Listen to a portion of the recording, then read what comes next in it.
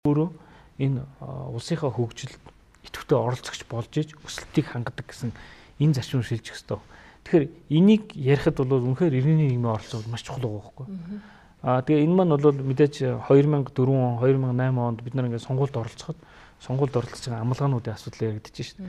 2010 онд одоо 2004 онд хүүхдийн 10,000 төгрөгийн асуудал яригдчихсан. 2008 оны сонгуульд 1.5 сая төгрөгийн асуудал яригдчихсан. Энэ маань тодорхой хэмжээгээр бол улсын төсвөөс хөрөнгө оруулалтын асуудалтай уялдуулаад сонголтын асуудал гэхгүй. Энэ баялагийг эргэж дахин хуваарлахдаа бид нар шууд иргэн болгонд бэлэн мөнгөөр хуваарлах уу эсвэл хөрөнгө оруулалт болж ажлын байр бий болгож хуваарлах уу гэдэг ийм асуудлууд байна.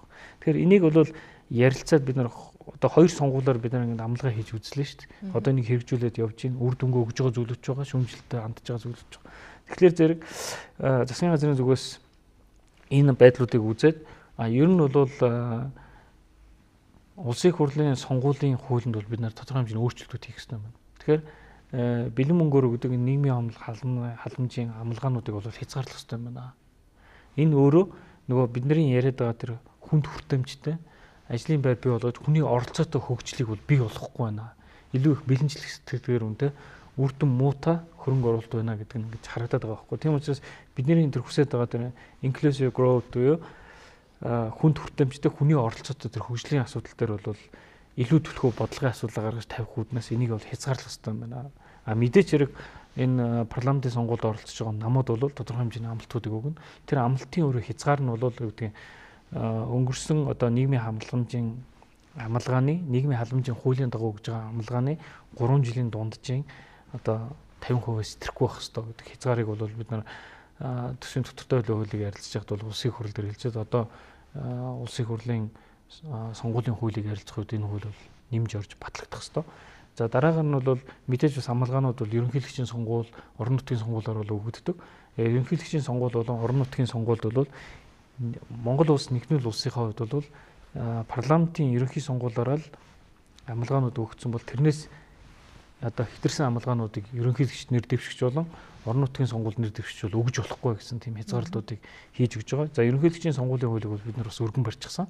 Одоо орон нутгийн сонгуулийн хуулийг бол энэтэй уялдуулж бас өргөн барихаар ингэ шийдэж байгаа. Тэгж чадах юм бол бид нар тэр хүний оролцоотой хүнд өгөөжөө өгдөг тэр өсөлтийн асуудал бол бий болно. Тэгэх юм бол одоо хүн болгон байнга ярьдаг тэр ажлын байрны асуудалтай бодтойгоор бий болохын боломжууд нь бол бүрдэн. Өөрөөр хэлбэл сонголтын асуудал байгаа байхгүй. Аль ч улсууд хэрэгжилж байгаа тодорхой хэмжээний нийгмийн халамжийн бодлогон дээр бэлэн мөнгөний одоо тараалтуудыг янз бүрийн хэлбэрээр бий болгож байна.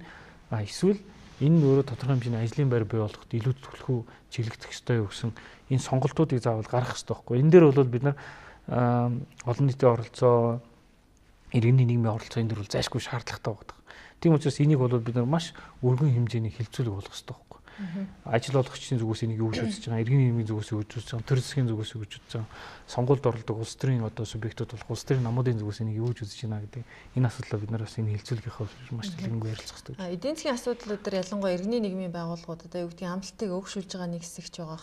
Амлалтыг бас буруушаадаг хэсэг байгаа. Энэтэй зөвхөн хэр ойлголцож чадах бол ялангуяа энэ төсөв төлөлтийн асуудал дээр жишээлх юм бол иргэний нийгмийн байгууллагуудын төлөөлөл хэр оролцож байгаа бол ер нь бол одоо бид нар бол энэ биений хувьд бол ингээд сангисад 2008 онд томилогдсоноос хойш анзаарсан нэг зүйл үйл өгөхлөөр ерөөсөө мэдээлэл байхгүйгаас болоод ойлголцол бий болдгоо юм байна. Тийм учраас ерөөсөө төсөв төлөвлөлтөй холбоотой бүх мэдээллийг аль болох илүү хүртээмжтэй иргэдэд өгөх ёстой юм. Улс төрийн намууд, иргэний нийгэм, хувь хүн бүгдэнд нь тэр утгаараа бол одоо төсөв төлөвлөгөөтэй холбоотой бүх асуудал бол www.iltod.mn гэсэн одоо вебсайтн дээр бүгд ил байгаа. Ямар ч хүн чөлөөтэй ороод үзэхэд бол энэ жилийн төсөв, өмнөх жилийн төсөв, төсвийн одоо хүрээний мэдээлэл тийм ээ, төсвийн тодтолцоолууд, холбогдох хууль тогтоомжууд бүгд дээр ил тод байж байгаа. Энэ болгон дээр иргэд бол өөрсдөө саналыг хэлээд оролцох тийм ээ, шүүмжлэх, эсвэл саналаа эрүүлэх, хамтарч ажиллах боломжууд нь бүгд нээлттэй. Ер нь бол цаашдаа бол энэ тухайн байгуул болгон дээр улсын төсвөөс санхүүжилт авдаг л байвал тухайн байгуул болгоны үүдэн дээр бол тэр тухайн байгууллагын төсвийн орлого, төсвийн зарлагыг нь бол ил тод гаргая гэж. Тэгэх юм бол тухайн байгууллагад ажиллаж байгаа иргэд ч гэсэн мэдэх байхгүй хувь хүмүүс. Манай байгууллага улсын төсвөөс ийм хэмжээний мөнгө аваад, ийм хэмжээний зардал гаргаад үр дүнд нь бид нар ийм амжилтанд хүрэх ёстой юм байна. Тэгэх юм бол байгууллагын даргаач хяндаг те тухайн байгууллагад ажиллаж байгаа хүмүүс ч гэсэн итгэл үнэмшилтэй урам зоригтой ажиллахын боломжууд нь маш их нээлттэй болно. Тэгэх юм бол бидний ойлголцол бол маш богино хугацаанд хүрнэ. Тэгэхгүй мэдээлэл маань цөөхөн хүмүүст байдаг. Нөгөө оролцож байгаа хэсэг хүмүүст мэдээлэл байдаг. Тэр мэдээлэл байнга шаарддаг. Энэ дээр л хамгийн их улс төржилт явагддаг юм байна. Тийм болохоор мэдээллүүдийг бол хүсэж байгаа хүн болгонд илүү тодорхой өгөх хэрэгтэй байна. Тэгэх юм бол магадгүй одоо нийгмийн халамжийн бодлогыг дэмжиж байгаа нэг хэсэг эсвэл эсэргүүцэж байгаа нэг хэсэг байгаа мэдээлэл нь ил тод нэг одоо мэдээлэл дээр үнэлж хүмүүс хоорондоо ярилцах юм бол ойлголцод бол илүү амар хүрнэ. Өөрийнхөө аргументуудыг ч гэсэн хамгаалах боломжууд нь юм уу эсвэл нөгөөдгөө шүүмжлэх боломжууд нь илүү болцоотой болно. Тэгэхгүй байдал ямар вэ гэхээр одоо хүмүүс ингээд уулзаад ярилцах нэг хэсэг нь маш их хэмжээний мэдээлэлтэй нөгөө хэсэг нь мэдээлэл байхгүй. Тэр мэдээлэл байхгүй зөрүүнөөс болоод асуудал шийдэх боломж чинь өөрөө хаагдмал байдалд очиод ийм байдалтай хүрээд байгаа юм байна гэж ойлгож. Тийм учраас бид нар бол энэ Монголын эдийн засгийн форумын үеэр аль болохоор иргэн нийгмийн төлөөллийг бол илүү их мэдээлэлтэй, илүү их одоо идэвхтэй оролцооч гэдгийг бол хүсэж байгаа л да. Жил болгон 12 сарын 1-ээс өмнө гээл гишүүд яран сандран хуулийн хугацаанд гээл төсөв баталдаг л да. Энэ төсвийг батлах түрүүний таны ярьсан тэр урт хугацааны төлөлгөөг батлах хоёрыг одоо юу гэдгийг шинжлэлийнхаа хүрээнд салгаж хилцдэг болох юм уу? Аль эсвэл одоо юу гэдгийг тэрийг багтаагаа явах бол процедурын хувьд ямар өөрчлөлт хийж болох вэ? Ер нь бол одоо Хөгжлийн банк байгуулсан гол зорилго энэ том бүтээн байгуулалтуудыг санхүүжүүлэхийн тулд хийж байгаа гол шаардлага маань бол улсын хурал засгийн газартай бид нар бол гол танилцуулсан зүйл маань юу гэхээр бидний хүсэж байгаа том хөрөнгө оруулалтууд, хөгжлөө авчрах гэдэг хөрөнгө оруулалтууд голдууд дэд үтсийн хөрөнгө оруулалтууд байна. Бид рүү хэлсэн дэр зам, төмөр зам, эрчим хүчний шугам, одоо эрчим хүч үйлдвэрлэгч тийм ээ. Дулааны юм уу, атомын цахилгаан станцууд те, усан цахилгаан станц. За дээрэс нь манай гол энэ орд газрууч надаа говийн орнууд байгаа учраас усны хангамжийн асуудал нь маш чухал асуудал байгаа. Тэгээд энэ бүхнийг ингээд шийдэх юм бол энийг дагаад маш хэмжээний ажлын байр, их хэмжээний орлого бий болно. Тэгэхээр энэ бүгдийг бид нар улсын төсвөөс салгаж санхүүжүүлье. Энийг бол хөгжлийн банкар дамжиж санхүүжүүлэх нь зөв юм байна. Яг улсын төсөв дээр бол яг юуг нь үлдэх ёстой гэхээр эрүүл мэнд, боловсрол, гадаад харилцаа, батлан хамгаалах. За тэгээд төрийн үйлчлэгийг иргэдэд хүргэж байгаа тэр нийгмийн халамж, дээрээс нь төр захиргааны байгууллагын үйл ажиллагаанд төсвүүдээр үлдэх юм бол төсвийн хилцүүлгийн үед бол бид нар маш их хэмжээний одоо өөрийнхөө тойрог руу хөрөнгө татах энэ тэр асуудлууд бол үндсэндээ бол байхгүй болчихно. Яг тэгвэл хөгжлийн бодлогоор яригдж байгаа тэр асуудлуудыг бол зэгцээр нь шийдэх гэж байгаа учраас.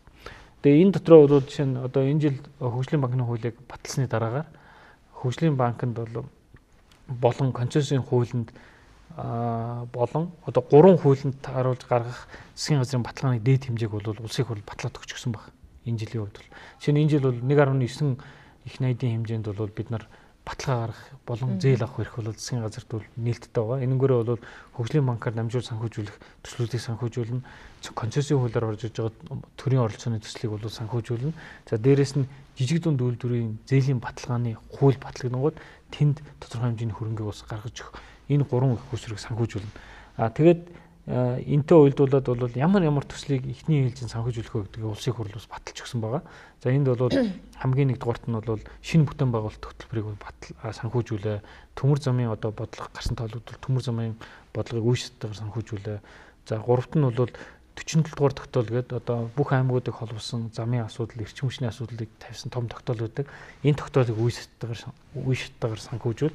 За дөрөвдүгээр зүйл нь болохоор сайн шандын парк гэдэг одоо боловсруулах буюу нэмэн үртэг үйлдвэрлэх том паркийг бол бид нар 5 толгой оюутлогоос нааш татаад одоо яг сайн шанд дээр манай гол одоо зангилаа дэд үтсийн зангилаан дээр ийм том аж үйлдвэрийн парк бол энийг санхүүжүүлэхдээ улсын оролцоог санхүүжүүлээ гэсэн энэ хөтөлбөрийг баталчихсан учраас энэ бүх зүйл маань бол хөгжлийн банкар дамжигдж хийгдэх болж байгаа. Тийм учраас төсвийн төлөөлөлт талтаа бол бид нарт бол маш их одоо боломжийн зүйл бол бий болно.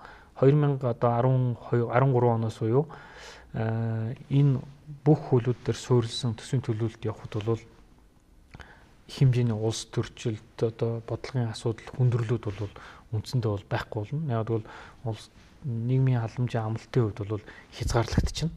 Тэгэхээр төсвүүдээр ирэх хэмжээний дарамт нь бол байхгүй болчихно.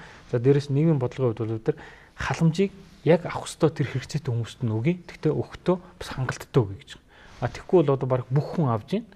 Тэгтээ бас хүссэн хэмжээндээ хүртэхэргүй тэр хэмжээнд байна гэсэн шүүмжлүүд байгаад байгаа учраас ийм хэмжээний төлөвлөлтийг бол энэ 12 он хүртэлх хэмжээнд бид нэр хийж хэрэгжүүлээд санхүүжүүлээд эхлэхэд тэр 13 оноос эхлэхэд бол манай төсөв бол маш энгийн ойлгомжтой ийм төлөвлөлт бий болно гэж үзэж байна. Хөгжлийн банк гэснээс хөгжлийн банкны тухай хуулийг батлагдсны дараа нэлээд шүүмжил гараад байх шигээс ерөөдөө шүүмжлэхээс илүү болгоомжл засгийн газрын баталгааны асуудал төр нэлээд болгоомжл гараад сайн зүгээр яг хуу анхны баталгаа гаргасан асуудал төр нэлээд асуудалтай учраас хүмүүс хачирсан байж болох юм. Гэхдээ одоогийн байгаа хүчин чадлын үүдийн засгийн газрын хүчин чадал эрсдлээс тийм нэлээд хамгаалагдсан хэмжээнд хүрсэн гэж үзэж байгаа учраас энэ баталгааны асуудлыг нэлээд зөрөгтэй шийдвэрлсэн үү? Шүүмжлээд байгаа одоо юу гэдгийг хэсэг тандаж та юу гэж хэлэх вэ? За баталгааны асуудлыг бол бид нар бүгд ойлгож байгаа. Өмнө нь бол 2003 оны төсвийн нэгдсэн төсвийн хуулиар бол баталгаа гаргахыг хориглочихсон. 1993-4 оны үед бол бид нар Марубинд хувийн одоо компани баталгаа Боин компанид баталгаа гаргаснаас болоод тодорхой хэмжээний алдагдал бол улс үүрсэн ийм хүндрэл байдаг. Энээс бол хязгаарлалчихсан. За тэр үеийн хөгжлийн шаардлага бол магадгүй одоо бидний авч ирсэн төсвийн болон за хөнгөлөлтөө зээл болон тусламжаар бол бүрэн хангагдчихсэн. Тэгвэл одоогийн энэ маш өндөр өсөлтийн энэ он жилүүдэд бид нарт бол санхүүгийн бүх тэр хэрэгслийг ашиглах заавалжгүй шаардлага байна. Тэрэн дотроо засгийн газрын баталгаа бол маш хэмжээний шаардлагатай байна. Яагаад гэвэл Монгол улс бол өөрөө өмнө нь бол суурин бонд буюу засгийн газрын бондыг бол дэлхийн зах зээл дээр гаргаж бенчмарк одоо жишг хүүгүүл тогтоож байгаагүй. Монгол улс өөрөө бол тодорхой хэмжээний рейтингтэй. Манай хувийн компаниуд бол тэр хэмжээний рейтингуудад тогтоогүй байгаа учраас одоо хувийн компаниуд тодорхой хэмжээний зээлийг бий болгож гаднаас ирж хайхад бол заавалжгүй засгийн газрын баталгаа бол шаарддаг. Тийм учраас том төслүүдийг явуулахын тулд бол төрийн хэмжээний оролцоон дээр нь бид нар бол баталгаа гаргах зайлшгүй шаардлага бол байгаа.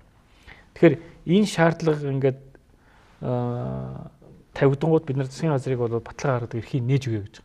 Тэгэд яг хилцүүлгийн явцад бол гишүүд нүцэндээ хоёр хуваагдсан.